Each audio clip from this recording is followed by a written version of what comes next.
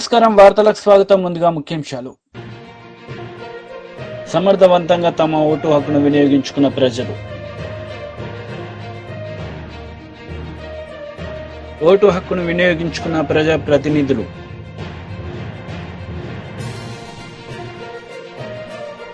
పులివెందులలో CM Jagan vote హక్కును వినియోగించుకున్నారు. ఈ సందర్భంగా ఆయన మాట్లాడారు.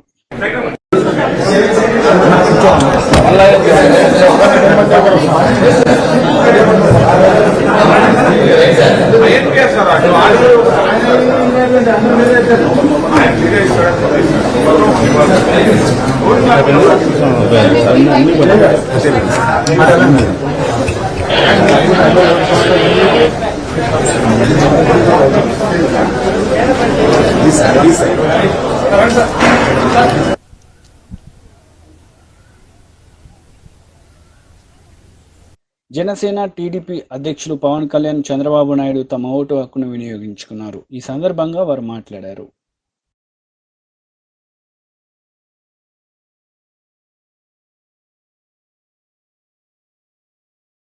People want democracy, they want their voice to be heard, so the turnover is good, and I'm praying that we should get people's government. That's the only thing I'm praying. Madam, Sir will come back as the Chief Minister. Yes, he will come back and he'll work for the people. Madam, గతం కంటే ఈసారి బాగా polling శాతం నమోదయ్యే అవకాశం.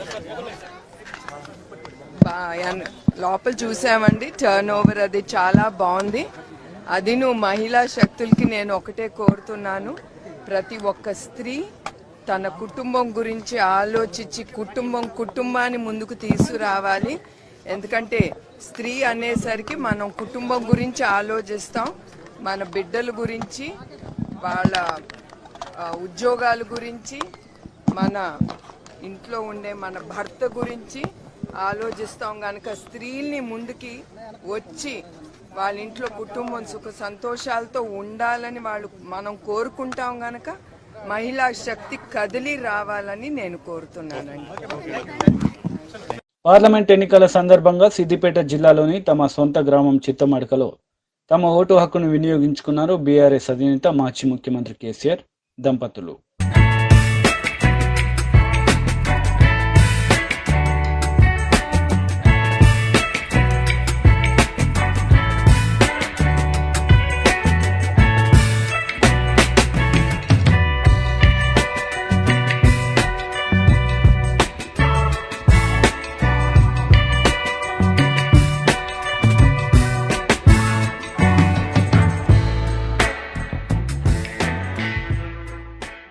లోక్సభ ఎన్నికల్లో సికింద్రాబాద్ అమృత విద్యాలయం polling బూత్లో ఓటు హక్కును వినియోగించుకున్నారు హైదరాబాద్ లోక్సభ బీజేపీ అభ్యర్థి డాక్టర్ మాధవిలత. ఈ సందర్భంగా ఆమె మాట్లాడారు.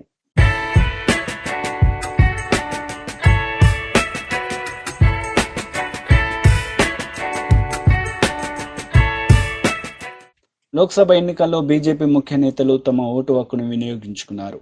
ఓటు హక్కును వినియోగించుకోవాల్సిన బాధ్యత ప్రతి భారతీయుడిపై ఉందని వారు తెలిపారు.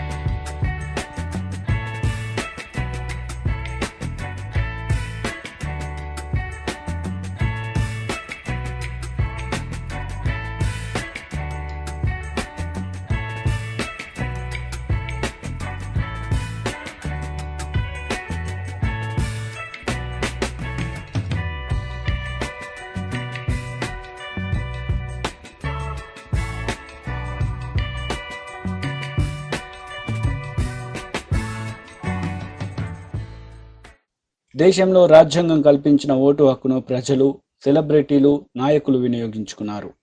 సమర్థవంతమైన నాయకుడు దేశానికి అవసరమని వారి ఓటుతో తెలిపారు. కాంగ్రెస్ నేతలు తమ ఓటు హక్కును వినియోగించుకున్నారు. ఓటు హక్కును వినియోగించుకోవాల్సిన బాధ్యత ప్రతి భారతీయుడిపై ఉందని వారు తెలిపారు.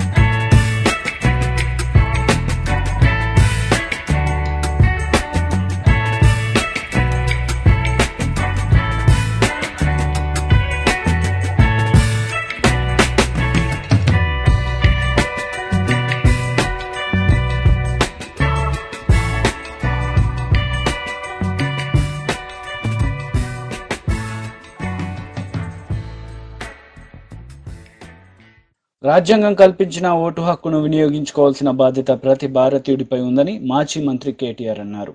ఈ సందర్భంగా మీడియాతో ఆయన మాట్లాడారు.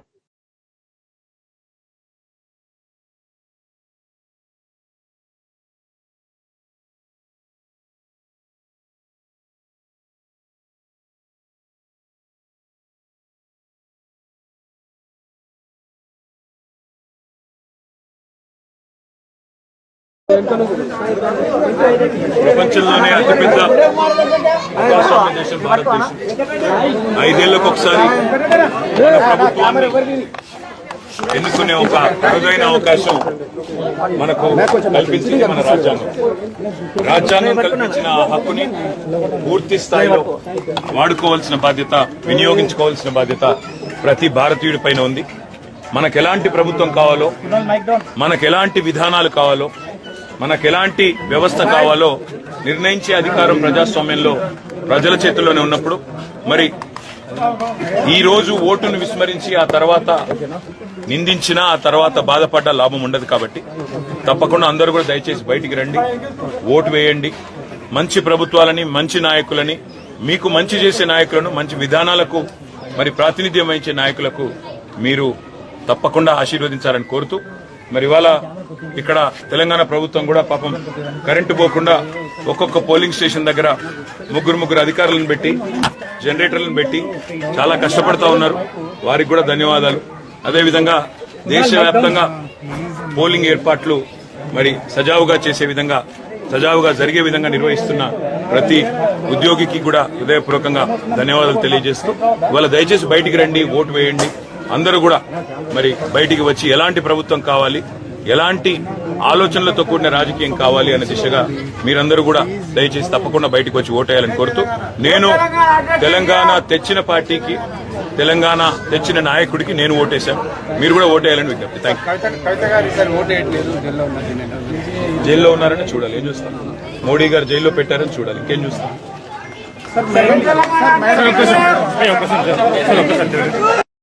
సజ్జల రామకృష్ణారెడ్డి మీడియా సమావేశం నిర్వహించారు. ఈ సందర్భంగా పలు అంశాలపై ఆయన మాట్లాడారు.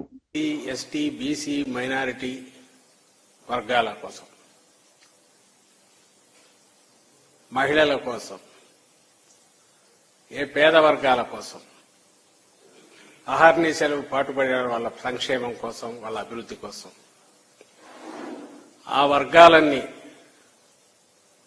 ముఖ్యంగా మహిళలు ఈరోజు ఉదయం పోలింగ్ మొదలైనప్పటి నుంచి ఇప్పటికి కూడా ఎంత ఉత్సాహంగా పాల్గొన్నారో చూస్తే ఆశీస్సులు ఎవరికున్నాయనేది ప్రత్యేకంగా చెప్పాల్సిన అవసరం లేదు. ప్రజల కోసం పాటుపడితే, ప్రజల్లో మమేకమైతే దీవెనలు ఎలా ఉంటాయి అని జగన్మోహన్ రెడ్డి గారు ఆశించారో అవి ఈరోజు పోలింగ్ సరళిని గాని, సుదీర్ఘంగా క్యూలు గట్టి గంటల తరబడి నిరీక్షించి వేయడంలో కానీ ఆ అభిమానం, ఆ ఆశీస్సులు ప్రతిబింబించాయి. ఇంతకుముందే ఎన్నికల కమిషన్ ఇక్కడ చీఫ్ ఎలక్టరల్ ఆఫీసర్ ప్రకటించిన ప్రకారం 75%. ఇంకా రాష్ట్ర వ్యాప్తంగా చాలా పోలింగ్ బూతుల దగ్గర ఇంకా లాంగ్ క్యూలు ఉన్నాయని వార్తలు వస్తున్నాయి. 2019లో ఇలాగే ఐ థింక్ 79%, 80% పోలింగ్ అయినట్టుంది. ఉప్పెనలాగా ఎలా అయితే ఆ రోజు ప్రభుత్వ వ్యతిరేకత కనిపించిందో, బహుశా చాలా అరుదుగా కనిపించే ప్రభుత్వ సానుకూలత ఈరోజు ఇంత ఉప్పెనలాగా క్యూ కట్టిన ఓటర్ల దీంట్లో కానీ, ఓటింగ్ సరళిలో కానీ, ఇంత భారీ పోలింగ్లో కానీ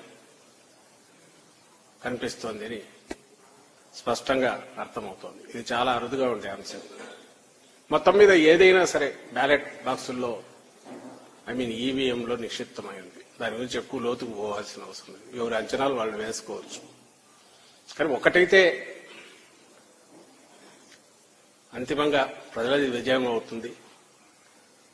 ఈసారి స్పష్టంగా ఒక నిర్ణయానికి ముందే వచ్చినట్టుగా ఎలాంటి విశ్లేషకులు ఎన్నైనా చెప్పొచ్చు, లేదా పోలింగ్ దీనికి సంబంధించి అంచనాలు కట్టే వాళ్ళు ఏమైనా చెప్పొచ్చు, కానీ అంతిమంగా ప్రజలది విజయం అవుతుంది. ప్రజాస్వామ్యం భారతదేశంలో ఎంత పటిష్టంగా ఉంది, మన రాష్ట్రంలో కూడా రాజకీయ చైతన్యం కానీ లేదా ఎన్నికల్లో ఓటు ద్వారా తమ నిర్ణయం ఖచ్చితంగా స్వేచ్ఛగా చెప్పే ప్రయత్నం అన్ని వర్గాల వాళ్ళు చేయడం, అన్ని వయసుల వాళ్ళు చేయడం, యువతతో దగ్గర మొదలు పెడితే కొత్తగా ఫస్ట్ టైం ఓటర్స్ దగ్గర నుంచి పండు ముదుసల వరకు నడవలేని వారైనా సరే వాళ్ళకి ఎవరు కావాలో ఏం కావాలో వచ్చారు, అక్కడ స్వేచ్ఛగా వేసి వెళ్లారు. అది బాగా అందరం ఆనందించదగ్గ విషయం, స్వాగతించదగ్గ విషయం.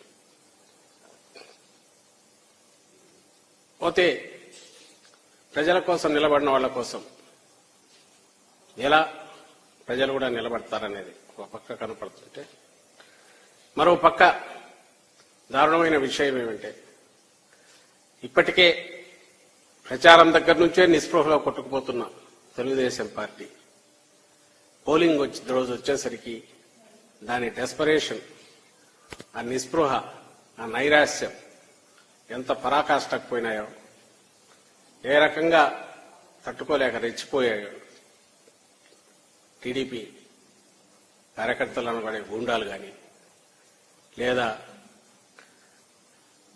వాళ్ళకు అనుకూలంగా ఈరోజు పొత్తు వల్లనో ఇంకో దాని వల్ల పోలీస్ అధికారులు కానీ లేదా ఎన్నికల కమిషన్ అబ్జర్వర్ల పేరుతో ఇక్కడికి వచ్చిన వాళ్ళు కానీ మనం ఈరోజు జరిగినంత ఏకపక్షంగా వాళ్ళ వైపు నుంచి జరిగిన దాడులు, హింసాకాండ రుజువు చేస్తుంది. ఆ డెస్పరేషన్ కనిపిస్తుంది అందులో.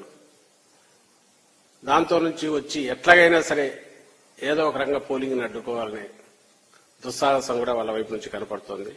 దురదృష్టకరం ఏంటంటే ఇక్కడికి వచ్చిన అబ్జర్వర్ల పేరిట ముఖ్యంగా మాచర్ల పల్నాడు జిల్లా మీద అయితే ఆల్మోస్ట్ ఒక ఇనుప తెర చుట్టూ ఇది చేసినట్టే, బందికానాల్లో చేసినట్టే చేశారు.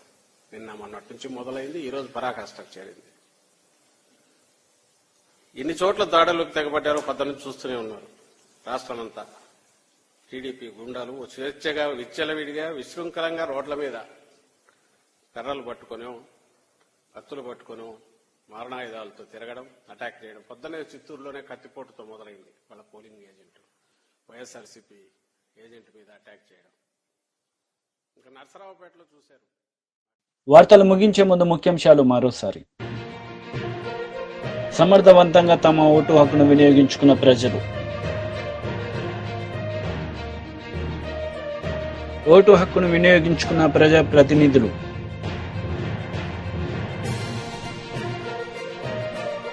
ఈ వార్తలు ఇంతటితో సమాప్తం. తిరిగి ప్రసారమయ్యే వార్తలు మళ్ళీ కలుద్దాం. అంతవరకు సెలవు. నమస్తే.